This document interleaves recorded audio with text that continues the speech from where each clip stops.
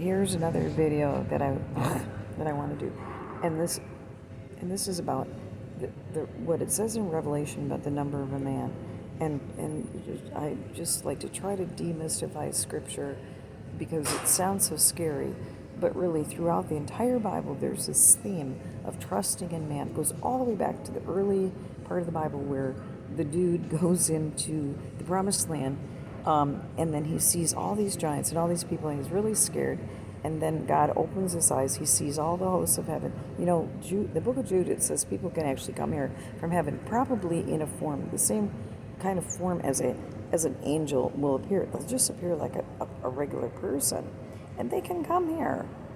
And so his eyes are open. He sees all of that, and then he goes, you know what? More with us than with them, because with them is the arm of trusting in man. With us is the Lord our God.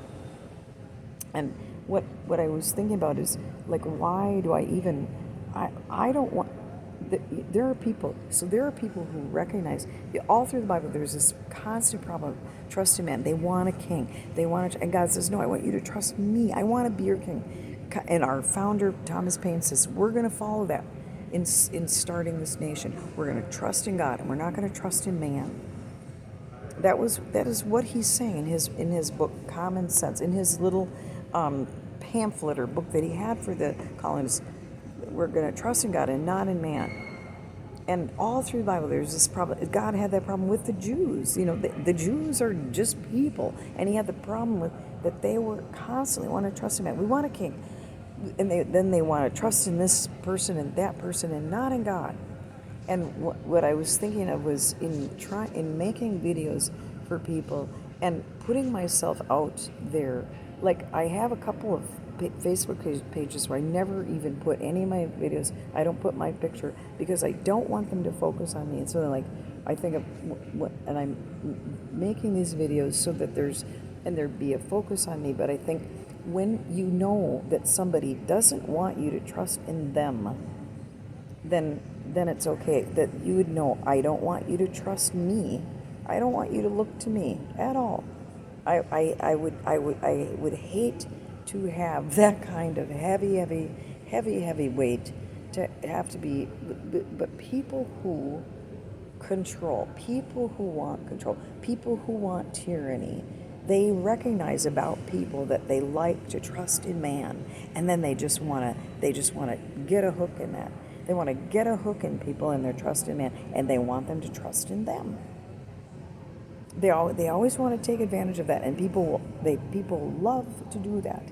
So I think that I don't want people to trust me. You know, I mean, I am a huge failure as any kind of. I'm a huge failure as any kind of that kind of a leader. You know, I cannot be. I couldn't be what anything like that, and I don't want people to trust in me. You know, and I know that people don't know that there's not just me. There's a horde of people behind me. You know, they just don't know that.